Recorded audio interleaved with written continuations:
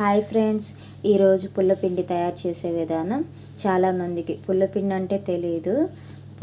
పుల్లపిండి ఉప్మా లాంటిదే తయారు చేసే విధానం చూద్దాం. ఇప్పుడు పొయ్యి మీద కళాయి పెట్టి నూనె వేసి తాలింపు గింజలు, ఎండుమిర్చి, కరివేపాకు వేసి దాన్ని ఆగనిద్దాం. తిప్పి బాగా కలుపుదాం. అది వేగినాక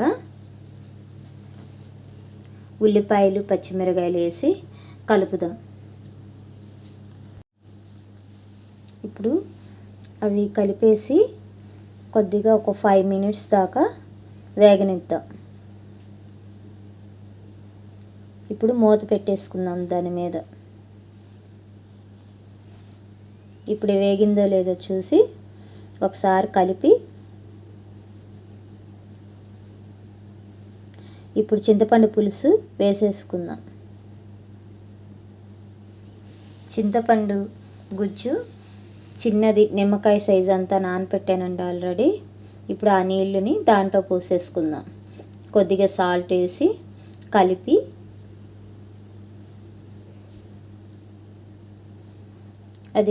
కొద్దిగా ఎసరు మరగనిద్దాం మూత పెట్టేసుకొని.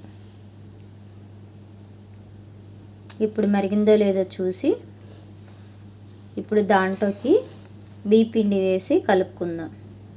దాన్ని అలాగా అడుగంటనీయకుండా అలా కలుపుతానే ఉండాలి.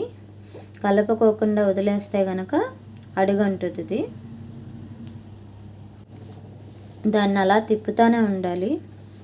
అది అలా తిప్పుతూ ఉంటే పొడి పొడిలాడుతూ చాలా టేస్టీగా బాగుంటుంది. ఇంకా దాన్ని అలా తిప్పుతూ దగ్గర పడుతుందండి. కొద్దిగా మగ్గనిచ్చి ఇంకా కొద్దిగా మగ్గనిద్దాం. తిప్పుతూ అడుగంటనీయకుండా తిప్పుతూ ఉందాం.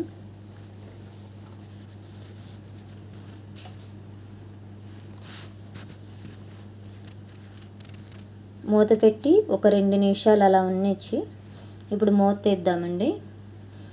రెడీ అయిపోయింది. వేడి వేడిగా ఉప్పిండి రెడీ అండి.